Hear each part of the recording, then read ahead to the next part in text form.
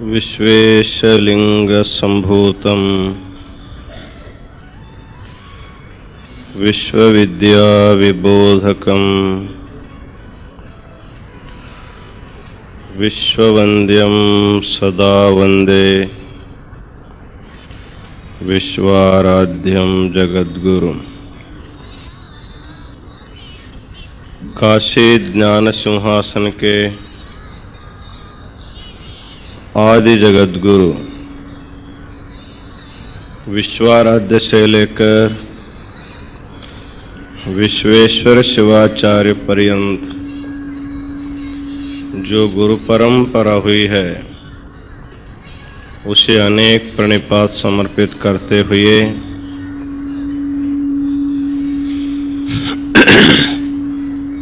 काशी के इस पवित्र जंगमबाड़ी महामठ में विश्व शांति के लिए कोटि बिल्वार्चन का कार्यक्रम अव्याहत गति से चल रहा है। इस पवित्र कार्यक्रम में भाग लिए हुए समस्त शिवाचार्यगण, काशी वीरशैव विद्वत संघ के समस्त विद्यार्थीगण, सुदूर प्रांतों से आए हुए समस्त सद्भक्तगण और माताओं,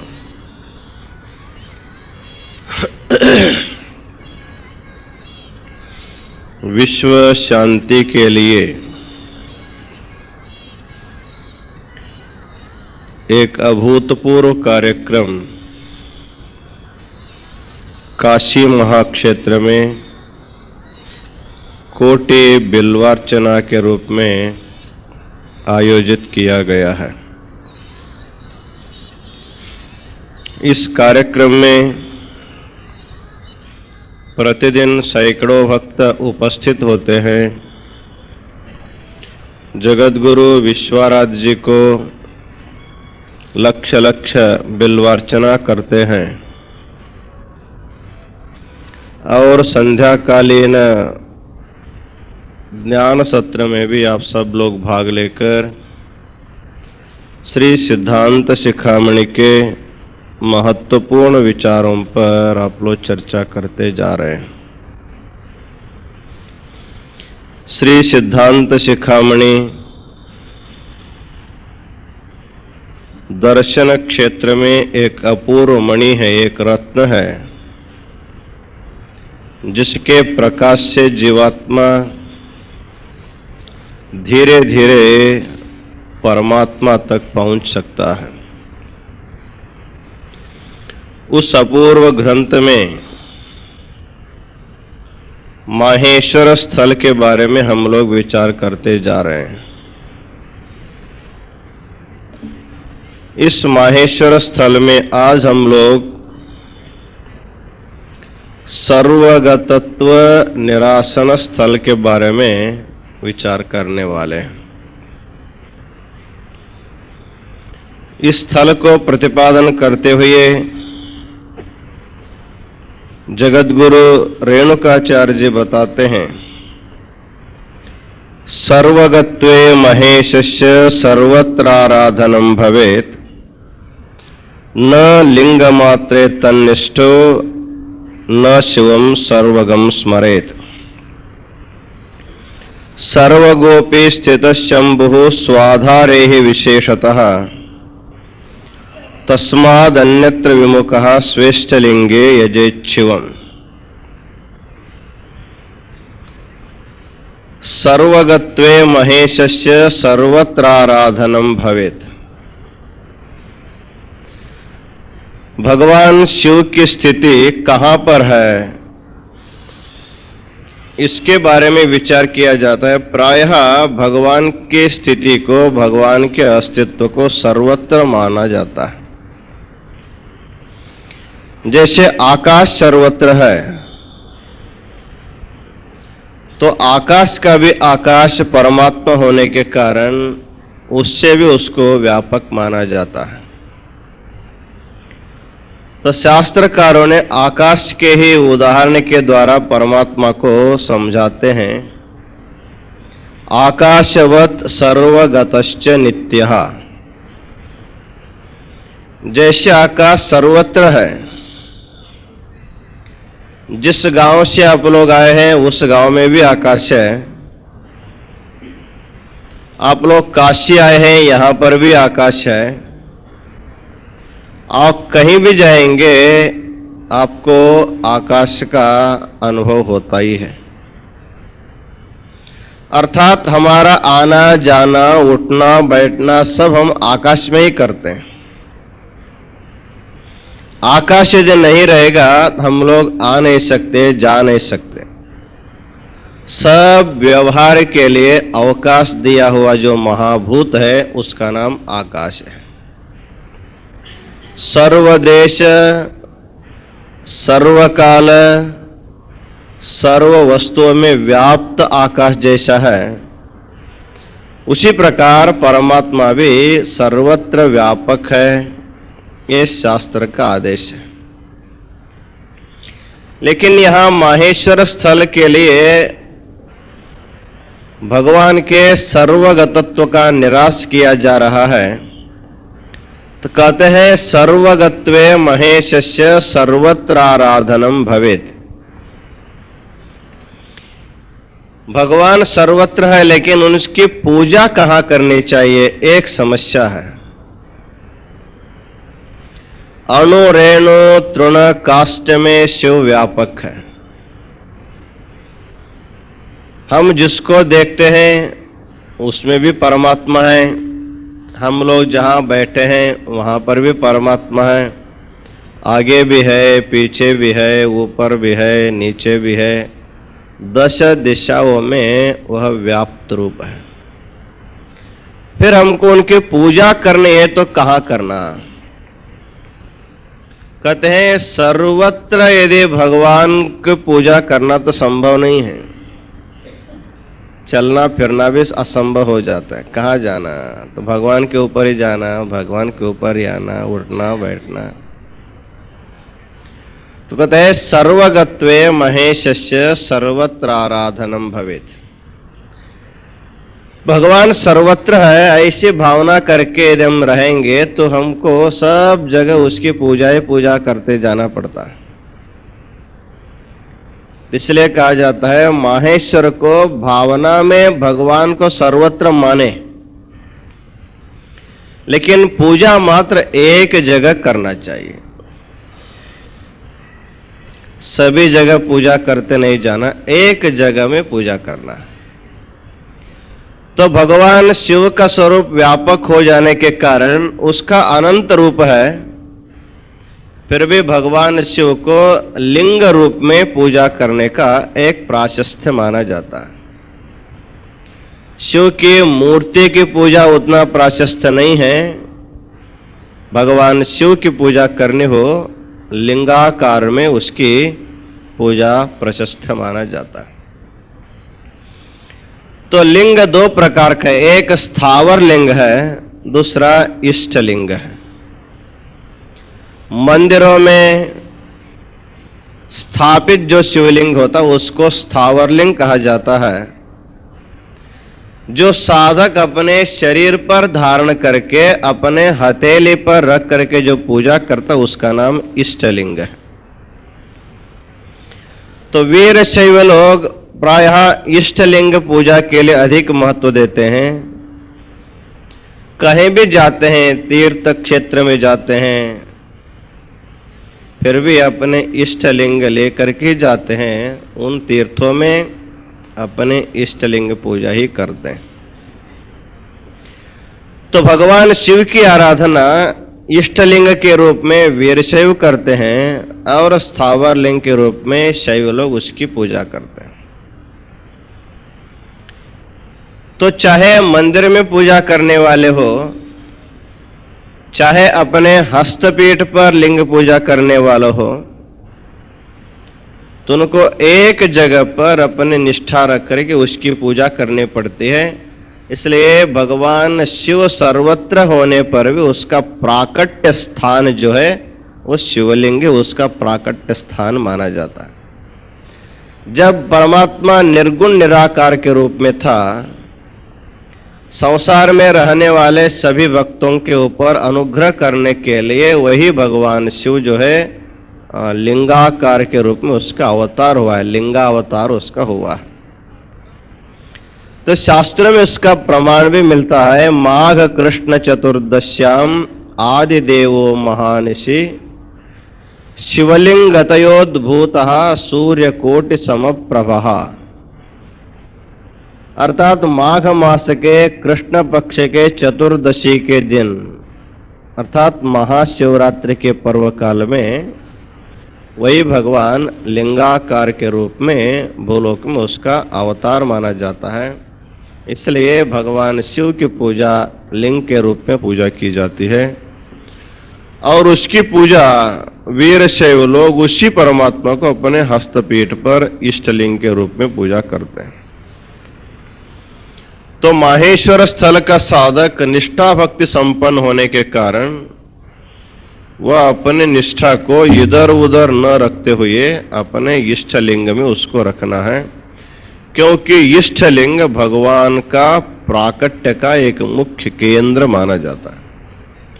उसके लिए यहां पर उदाहरण देते हैं, जैसे अग्नि व्यापक तत्व होने के कारण सर्वत्र अग्नि है। हम लोग जहां बैठे हैं वहां पर अग्नि है, लेकिन अग्नि प्रकट नहीं हुआ है, इसलिए हमको दिखाई नहीं देता। जैसे आप लाइटर दबाएंगे तो अग्नि निकल आता है, और दिया सलाई में घर्षण करेंगे तो वहां आपको आग निकल आता है। तो अग्नि यहीं पर है, और उसका जब प्राकट्य हो जाता है तो उसको हमको दिखाई देता है, प्रकट नहीं होता है तो रहते हुए भी हमको दिखाई नहीं देता।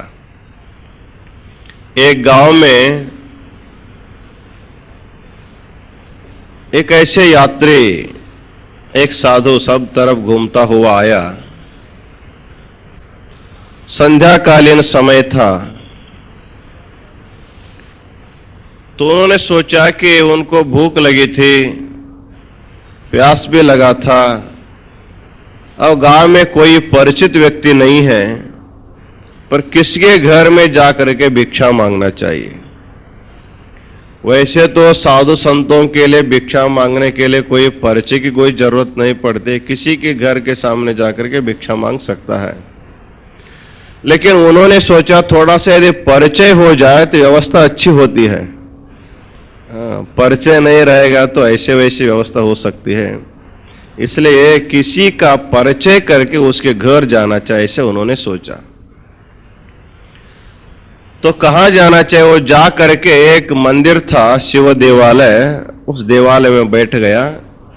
प्रायः कोई न कोई भक्त लोग भगवान के मंदिर में आएंगे ही, उनमें जिसके साथ हमारा ज्यादा परिचय होगा उसके घर में जाने से हमारी व्यवस्था हो जाएगी। तो संध्या काल समय होने के कारण मंदिर में आने वालों के लोगों की संख्या कमी थी। फिर भी उस मंदिर में दिया जलाने के लिए एक छोटा सा बच्चा जो है तेल वाती सब लेकर के भगवान को दिया जलाने के लिए आया। उन्होंने सोचा अब शाम को प्रायः इस मंदिर में अब कोई नहीं आने वाला है, क्योंकि दिया जला के जाएगा तो अब सुबह ही लोग आएंगे, अब इसी को धरना चाहिए। तो जैसे वो दिया लगा करके जा रहा था, उन्होंने उस बच्चे को बुलाया, बुला करके उनके हाथ में जो दिया सलाई थी उसको लिया, ले करके विचार किया कि इनके साथ थोड़ा सा चर्चा करेंगे, इनके ऊपर थोड़ा प्रभाव डालेंगे, इनकी श्रद्धा हमारे ऊपर हो जाएगी तो वह घर जा करके हमारे अच्छी व्यवस्था कर सकता है। तो उन्होंने दिया सलाई लिया, ले करके उसको थोड़ा इससे घर्षण किया, वह तुरंत आग निकल आए, ज्वाला जलने लगी। तो उन्होंने उस बच्चे से पूछने लगा, ये देखो अभी यहां आग नहीं था, अभी आग प्रकट हुआ है, तो बताओ ये अग्नि कहां से आ गई। वो भी बहुत होशियार बच्चा था, रोज प्रवचन शायद सुनता होगा। उन्होंने उनके हाथ से वो जलते हुए दिया सलाह की काड़ी को अपने हाथ में लिया और उसको फूंक दिया। फूंक देने से वो गायब हो गए, ज्वाला गायब हो गए। उन्होंने उल्टा उनसे प्रश्न किया, ये कहां गई। आपने हमसे प्रश्न पूछा तो ये कहां से आया, अब मैं आपसे प्रश्न पूछा तो ये कहां चला गया। उन्होंने कहा कि हमसे होशियार है। तो उन्होंने कहा जहां से आया था वहां चला गया। फिर ठीक है, जहां से आया तो आपको मालूम ही है, वहां चला गया। ऐसे बता करके वो भाग गया, इसको तो घर तो नहीं ले गया। तो यहां इस कथा में कहने का तात्पर्य इतना था, अग्नि यद्यपि हमारे हाथ में है, दिया सलाय में है, लेकिन वो प्रकट नहीं है, इसलिए हमको दिखाई नहीं देता। उसी तरह भगवान का अस्तित्व सर्वत्र है,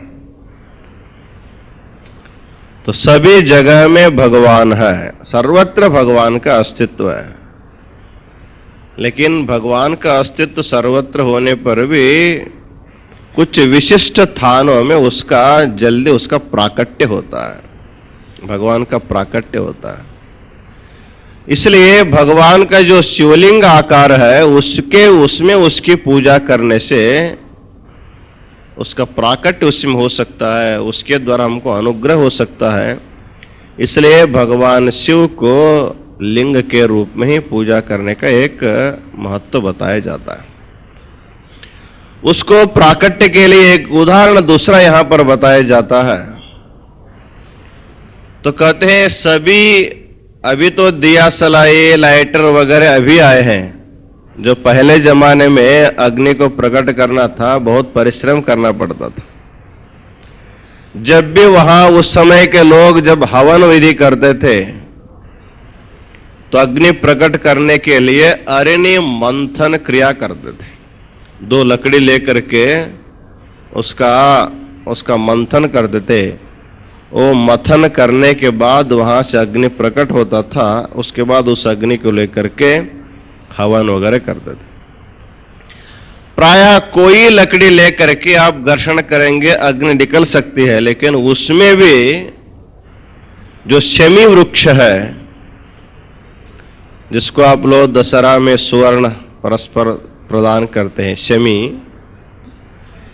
तो शमी वृक्ष के जो लकड़ी है उसमें अग्नि प्रकट करने का सामर्थ्य अधिक माना जाता है। अन्य लकड़ी के घर्षण की अपेक्षा शमी वृक्ष के लकड़ी को घर्षण करेंगे तो अग्नि जल्दी प्रकट हो जाता है। अग्नि का प्राकट्य का प्राशस्त्य जैसे शमी वृक्ष में अधिक माना जाता है, उसी प्रकार भगवान शिव के प्राकट्य का जो स्थान है उसको लिंग रूप में माना जाता है। शैव लोग मंदिर में स्थापित लिंग में पूजा करके उसका प्राकट्य मान सकते हैं, लेकिन माहेश्वर स्थल का जो साधक है वो अपने इष्ट लिंग में ही उसको प्राकट्य का मूल स्थान मान करके वहीं उसको पूजा करनी है। इसलिए उस शिवलिंग के बारे में आगे बताया जाता है। तो लिंग रूपी भगवान का जो शरीर है वो कैसा है, तो बताते हैं, नित्यं भासि तदेयस्त्वं याते रुद्र शिवा तनुः अघोरा पापकाशीति श्रुतिराह सनातने। तो कहते हैं नित्यं भासि तदेयस्त्वं याते रुद्र शिवा तनुः। भगवान का लिंग रूपी जो तनु है, जो शरीर है, अर्थात लिंग को भगवान का शरीर माना जाता है। जैसे हमारे शरीर में हमारी आत्मा प्रकट रूप से रहती है, तो आत्मा के व्यवहार के प्राकट होने के लिए शरीर एक माध्यम होता है। शरीर है इसलिए आत्मा की सभी चेष्टाएं हमको मालूम हो जाती हैं। शरीर नहीं रहेगा तो आत्मा, प्राण और इंद्रियों का कोई चेष्टा जो है हमको प्रकट नहीं हो सकता है। इसलिए लिंग रूपी जो शरीर है भगवान का, वो कहते हैं याते रुद्र शिवा तनुः अघोरा पाप काशीति। लिंग रूपी शरीर भगवान का जो शरीर है उसको कहते हैं शिवाह, अर्थात मंगलमय स्वरूप है। अघोरा, भगवान का एक घोर रूप है, दूसरा अघोर रूप है। घोर का अर्थ होता है भयानक, जैसे नर मुंड वगैरह डाल लिया है और हाथ में त्रिशूल धारण किया है, ऐसे एक भयानक रूप भगवान का भी है, उसको घोर स्वरूप माना जाता है। लेकिन उसी भगवान का एक शांत रूप भी है, उसको कहते हैं अघोर। आपका भी अनेक रूप होते हैं, हमेशा आपका एक ही रूप नहीं रहता। जैसे जैसे मन के भावनाएं बदलती है वैसे वैसे हमारा शरीर का स्वरूप भी बदलता रहता है। क्रोध का जब आवेश हो जाता है तो हमारे शरीर का स्वरूप अलग होता है। लोभ का प्रवेश होने पर उसका आकार अलग हो जाता है। उसी प्रकार काम, क्रोध, लोभ, मोह, मद, मत्सर रूपी जो षड विकार है, इनके आवेश हो जाने पर शरीर की आकृति बदल जाती है। मनुष्य को देखने से मालूम हो जाता है अभी उनके मन में क्रोध चढ़ा हुआ है, अभी उनके पास मत जाना।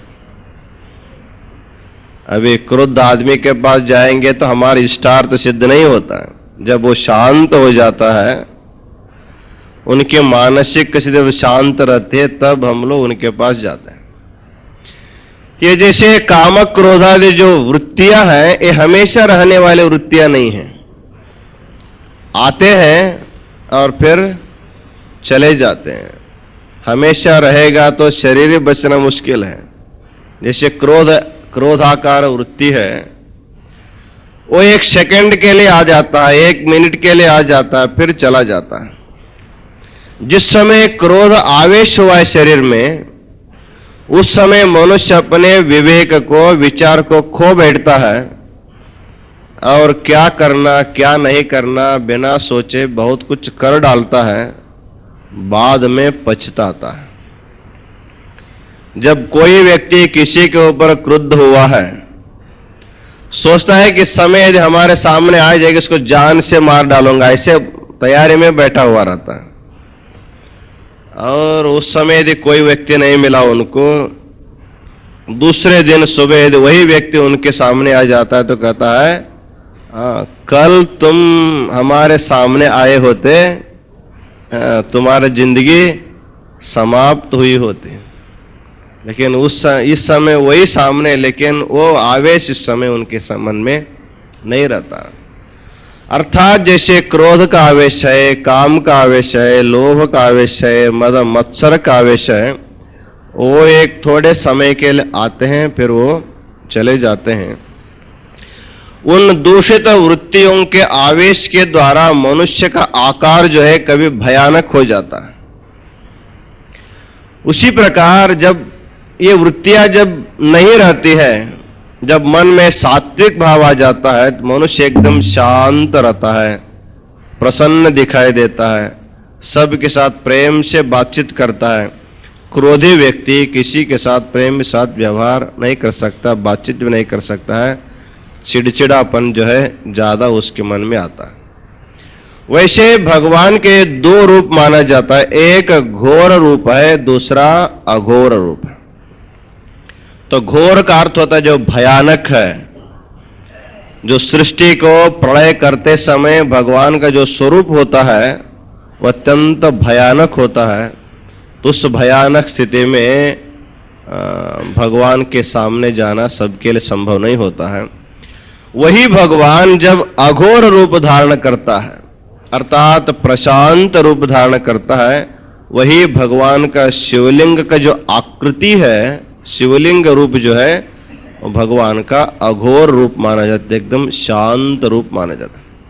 कभी भी आप किसी मंदिर में भगवान शिवलिंग के मूर्ति के सामने जब जाते हैं, उसको देखते आपके मन में एक प्रकार की प्रसन्नता हो जाती है और शांति मिल जाती है, क्योंकि वो शांत रूप है। भगवान का प्रशांत रूप होने के कारण उसको कहा जाता है याते रुद्र शिवा तनुः।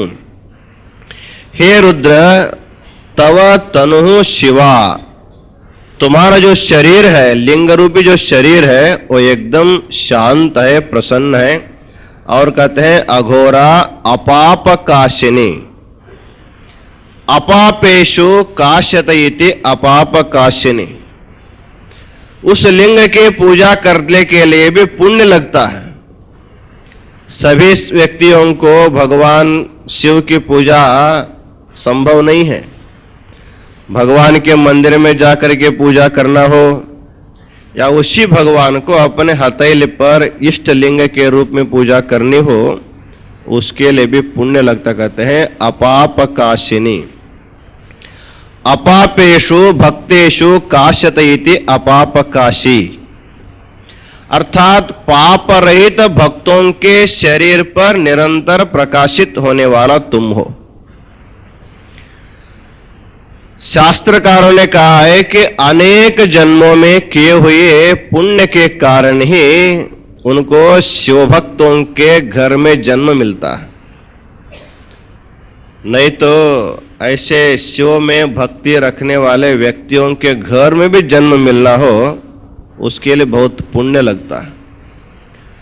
तो हमारे कर्नाटक में बहुत से संत वगैरह हो गए हैं।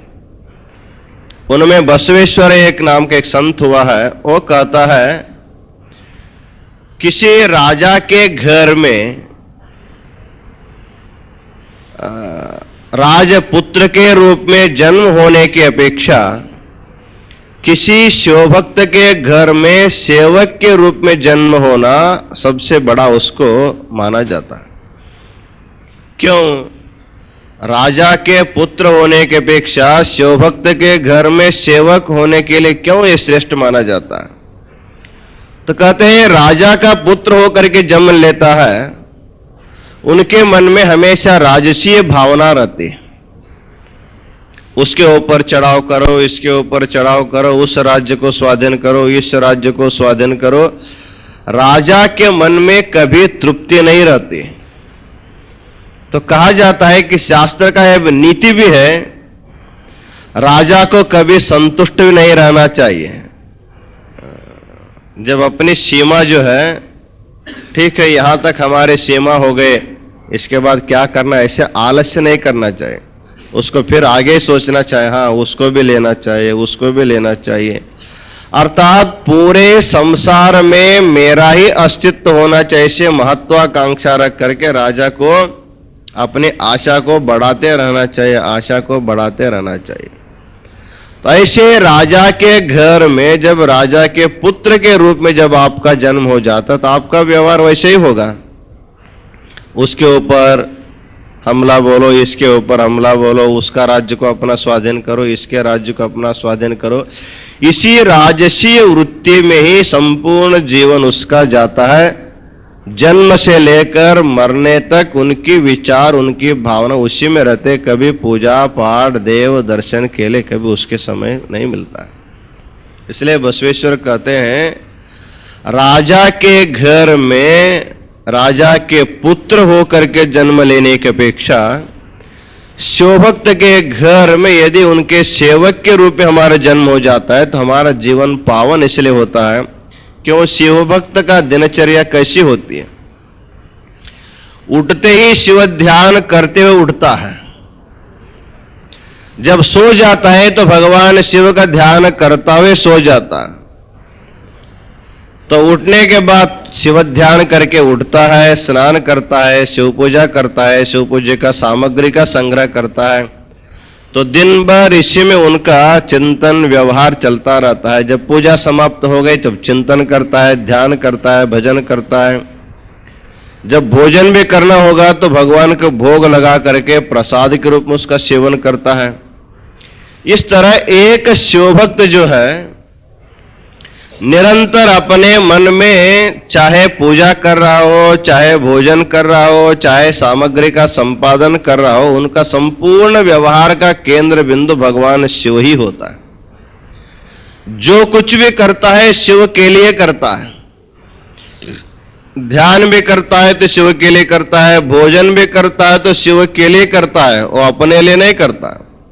भगवान को भोग लगाना है, उनका प्रसाद सेवन करना, उसकी भोग लगाए बिना, पूजा किए बिना उसको सेवन नहीं करता है। तो कहते हैं ऐसे एक शिवभक्त के घर में यदि सेवक के रूप में जन्म होने के बाद वो शिवभक्त हमें क्या काम लगाता है? जाओ बेल ले आओ, गंगा का जल ले आओ, धूप ले आओ, दीप ले आओ, मतलब हमको पूजा के सामग्री को लाने में ही लगाता है। इस तरह भगवान के पूजा का स्वयं नहीं करने पर भी पूजा के सामग्री को जुटाने का काम भी यदि हमको मिल जाता है तो हमारा जीवन पावन माना जाता है। इसलिए कहा जाता है अपाप काशी। शिव का पूजा करने के लिए, भगवान शिवलिंग की पूजा करने के लिए अनेक जन्मों का पुण्य हमको लगता है। तो कहा जाता है अपापेषु भक्तेषु काश्यते अपाप काशी। पाप रहित भक्तों के शरीर पर ही भगवान शिव का नित्य निवास होता है। या तो पाप रहित शिव भक्त ही भगवान शिव को स्पर्श करके पूजा कर सकता है, अर्थात भगवान शिव के लिंग रूप में पूजा करने के लिए बहुत पुण्य लगते हैं। इसलिए कहा गया है कि अपापेषु काश्यते अपाप काशी। तो भगवान शिव की पूजा करना माहेश्वर स्थल का जो साधक है, अनेक जन्मों के पुण्य के कारण ही शिव भक्त के घर में उसका जन्म हुआ है और दीक्षा लेने के बाद वो भगवान की पूजा करता है और पूजा करते करते उसी भगवान को अपने हाथ में इष्ट लिंग के रूप में उसकी पूजा कर रहा है। तो कहते हैं यह जो पूजा है, भगवान की जो पूजा इष्ट लिंग के रूप में जो पूजा हो जाती है, यही मुख्य पूजा माना जाता है। तो भगवान के जो भक्त होते हैं उनमें एक मुख्य भक्त होता है, दूसरा जो है गौण भक्त होता है। तो गौण भक्त वह है जो सीधा सीधा जा करके भगवान को स्पर्श करके पूजा नहीं करता है, उसको गौण भक्त माना जाता है। जो सीधा अपने हाथ से भगवान की पूजा करता है उसको मुख्य भक्त माना जाता है। जैसे आप लोग मंदिरों में भी जाते देखते हैं, एक मुख्य पुजारी होता है, हाँ, प्रधान पुजारी होता है और उनके हाथ में अनेक सेवक भी होते हैं। जो मुख्य पुजारी होगा, जो प्रधान पुजारी होगा, वही सारी सामग्री को भगवान तक पहुंच सकता है और बाकी लोग जो है उनके हाथ में सामान ला करके देते हैं, ये उनको जा करके सीधा उसमें भगवान को अर्पण करता है। तो उसी तरह वीरशैव जो भक्त है वो भगवान का मुख्य भक्त माना जाता है, क्योंकि वो भगवान शिव को इष्टलिंग के रूप में हमेशा अपने शरीर पर उसको धारण करता है और जब चाहे तब उसको अपने वाम हस्त पीठ पर रख करके उसकी पूजा करता है। उसकी पूजा करते समय किसी प्रकार का उसको प्रतिबंधक नहीं रहता है, किसी प्रकार का उसको व्यवधान नहीं होता है। दूसरे लोग आने वाले हैं, आप उठ के जाइए, लाइन लगा हुआ, ऐसा वहाँ पर नहीं रहता। मंदिर में सब चलता है, लेकिन अपने इष्ट लिंग की पूजा में कोई दूसरे व्यक्ति का किसी प्रकार का बाधा नहीं होने के कारण ये इष्ट लिंग की पूजा मुख्य पूजा मानी जाती है। इसलिए कहा जाता है कि माहेश्वर स्थल का साधक सर्वगत्व निरासकः, अर्थात भगवान को सर्वत्र मानो लेकिन पूजा मात्र उनके लिंग रूप में उसकी पूजा करनी चाहिए। तो आगे इसी को और स्पष्ट करते हुए तस्मात् सर्व प्रयत्नेन सर्वस्थान परांगमुखः श्रेष्ठलिंगे महादेवं पूजयेत् पूजकोत्तमः शिवस्य सर्वगत्वेपि सर्वत्र रतिवर्जितः श्रेष्ठलिंगे यजन देवं सर्वगत्व निरासकः। शिवस्य सर्वगत्वेपि सर्वत्र रतिवर्जितः। वस्तुतः भगवान को सीमित किया नहीं जा सकता है, क्योंकि भगवान का स्वरूप जब व्यापक है उसको सीमित करना संभव नहीं है। फिर भी अपनी भावना को हम लोग एक जगह सीमित करना अत्यंत महत्वपूर्ण माना जाता है। जैसे नदी का पानी बहुत विस्तार रूप से जब बहता रहता है, उसी पानी को जब हम लोग एक छोटे से पाइप में उसको ले करके जब छोड़ते हैं, उसका वेग बढ़ जाता है। इतना वेग बढ़ता है, उस वेग के कारण ही हम लोग इस विद्युत शक्ति को निर्माण कर सकते हैं।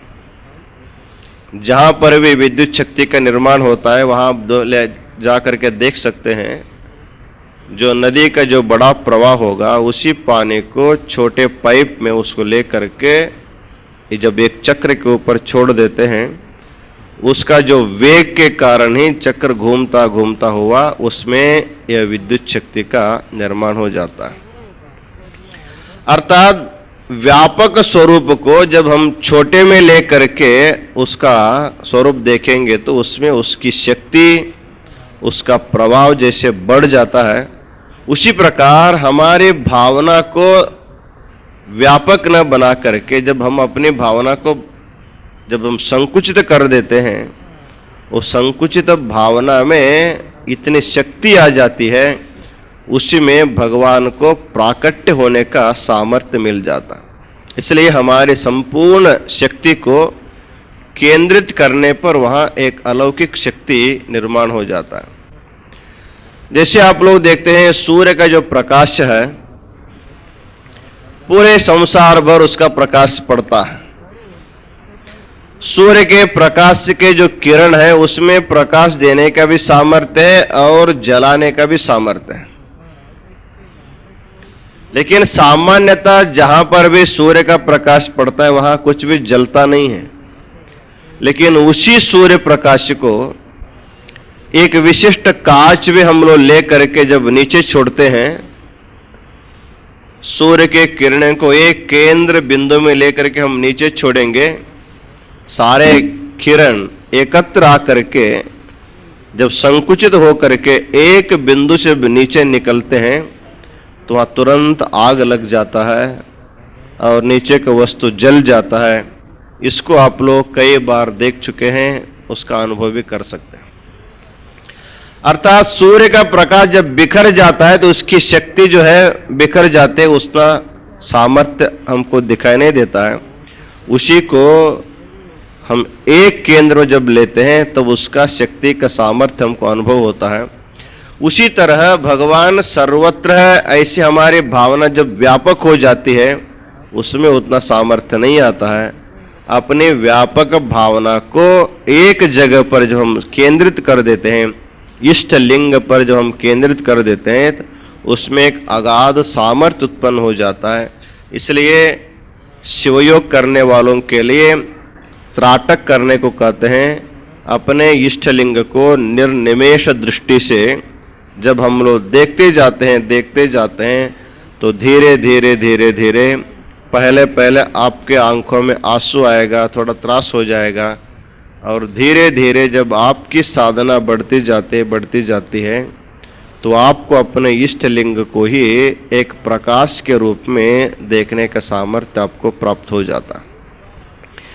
जब एक बार आपकी दृष्टि केंद्रित हो जाती है, उसी में अनंत सामर्थ्य से प्राप्त हो जाता है। इसीलिए माहेश्वर स्थल को कहा जाता है कि तुम भावना में सर्वत्र मानो, लेकिन जब पूजा करते उस समय अपने इष्ट लिंग में ही उसकी नितांत श्रद्धा रख के जब आप पूजा करेंगे तो निष्ठा का महत्व भी बढ़ जाता है और भगवान का प्राकट्य भी जल्दी हो जाता है। इसलिए सिद्धांत शिखामणि के माहेश्वर स्थल में, सर्वगत्व निरासन स्थल में भगवान की स्थिति सर्वत्र होने पर भी उसको एक जगह मान करके पूजा करने से अधिक फल अल्प समय में हमको मिल सकता है। इसको यहाँ पर बताया जाता है। इसके बाद इसका आगे का स्थल आता है शिव जगन्मय स्थलम। जब हम लोग भावना को पहले पूजा करते समय संकुचित करते हैं, लेकिन भावना को बहुत देर तक फिर उसको संकुचित ही नहीं रखा जा सकता है। जैसे आपको इष्टलिंग में निष्ठा दृढ़ हो जाती है, उसके बाद धीरे धीरे आप अपनी भावना को विशाल भी करना चाहिए, क्योंकि सर्वत्र भगवान को अनुभव करने का भी सामर्थ्य आना चाहिए। इसके लिए आगे का स्थल होता है शिव जगन्मय स्थलम।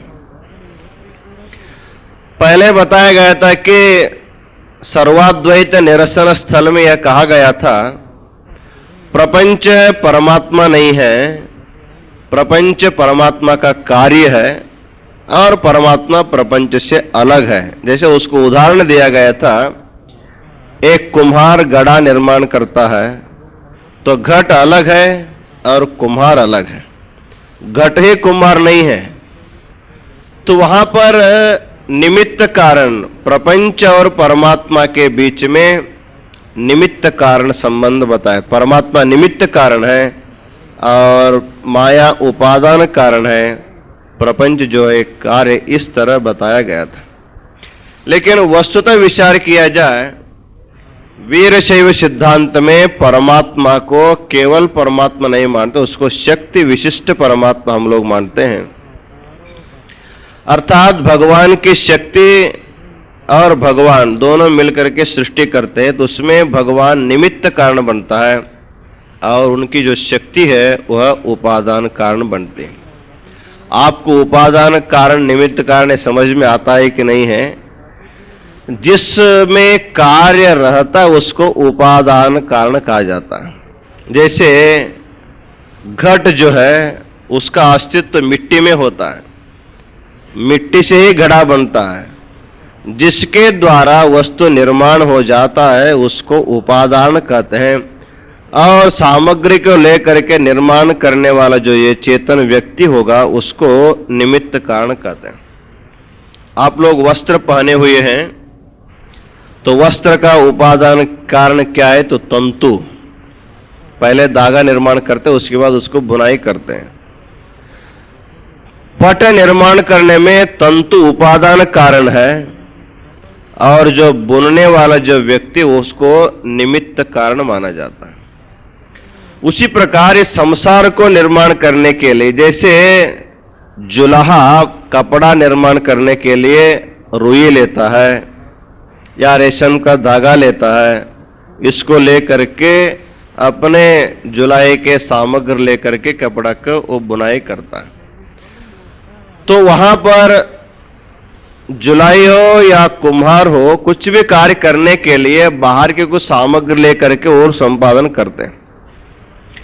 लेकिन सृष्टि होने के बाद ये सब संभव है। अभी जब सृष्टि नहीं हुई है उस समय भगवान इस सारे सृष्टि को कैसे किया, उपादान क्या हुआ, निमित्त कारण क्या हुआ, इसके बारे में कहते हैं सृष्टि होने से पहले केवल शिव ही एक ही था।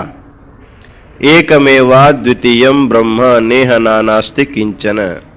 यह सृष्टि होने से पहले कुछ भी नहीं था, केवल परमात्मा ही था, परब्रह्म परमात्मा एक ही था।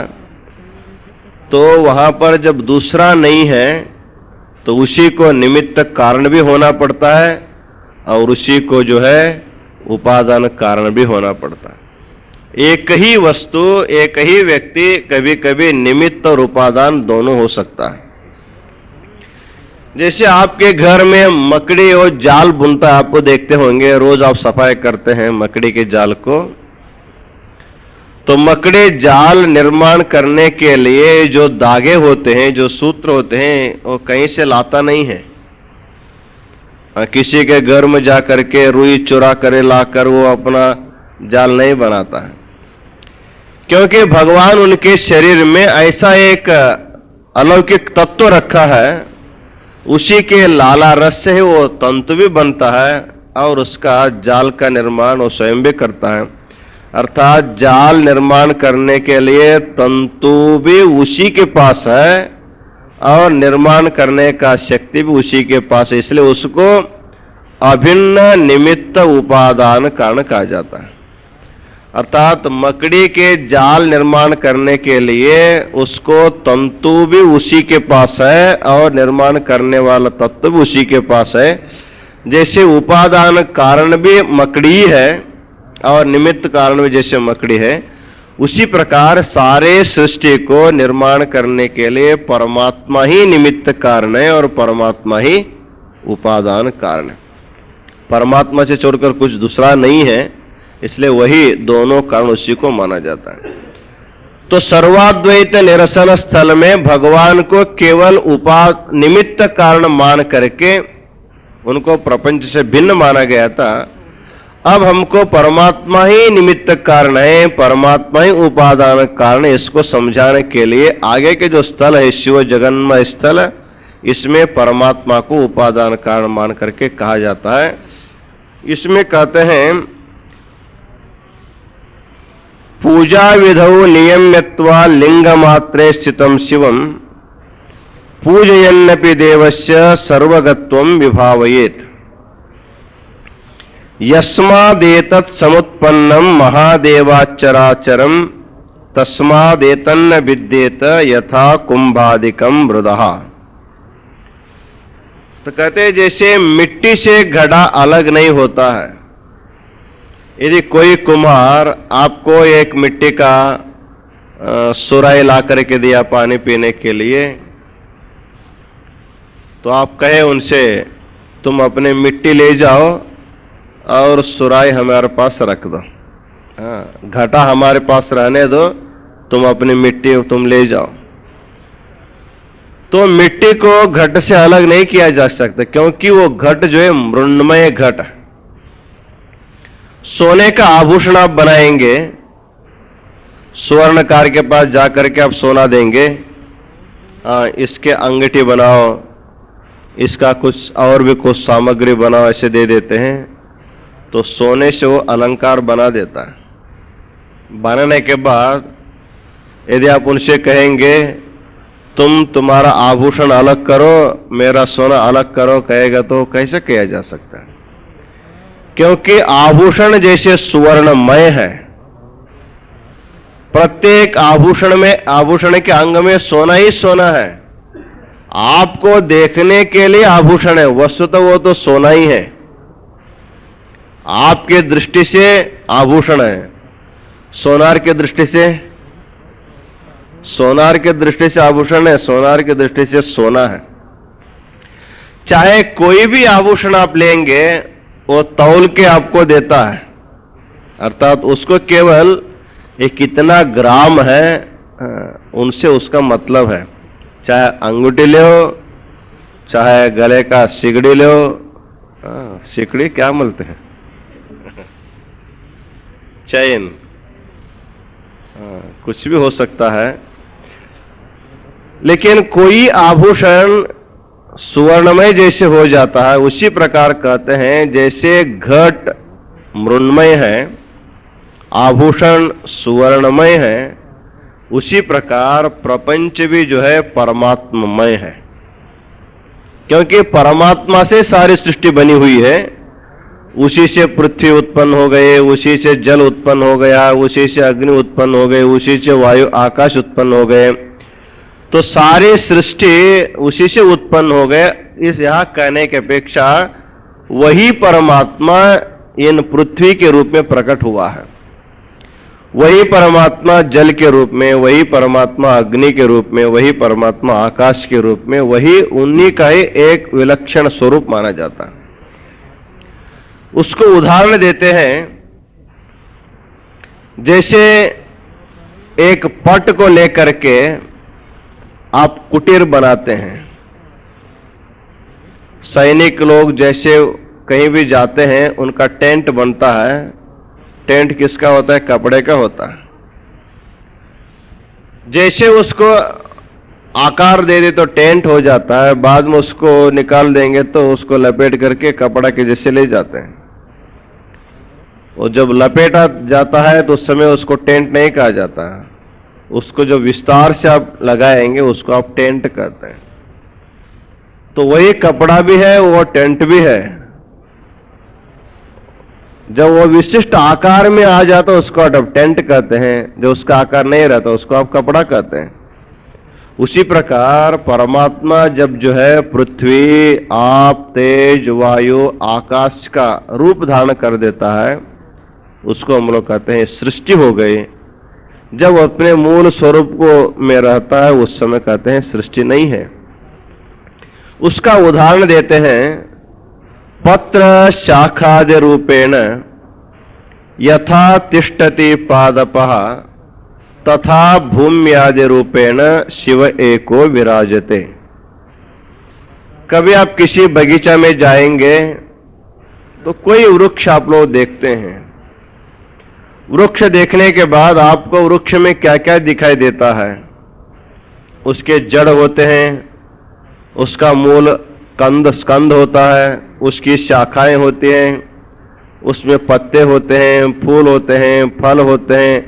इन सब को देख करके हम ये आम का वृक्ष है, ये नीम का वृक्ष हम लोग कहते हैं।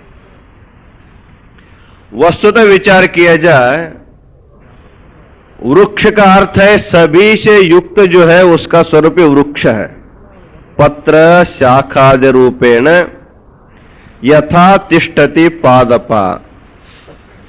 पहले बीज रूप था, वो बीज में सब कुछ है, उसके जड़ है, उसके स्कंद है, उसकी शाखा है, उसके पत्ते हैं, सभी छोटे से बीज में वो छिपा हुआ है।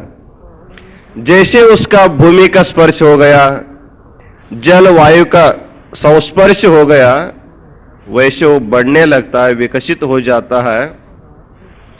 वटवृक्ष को देखेंगे तो कितना विशाल रहता है, उसी वटवृक्ष के बीज आप लेंगे बहुत छोटा रहता है, बहुत छोटा रहता है, लेकिन एक एक बीज में इतने वृक्ष छिपे हुए हैं।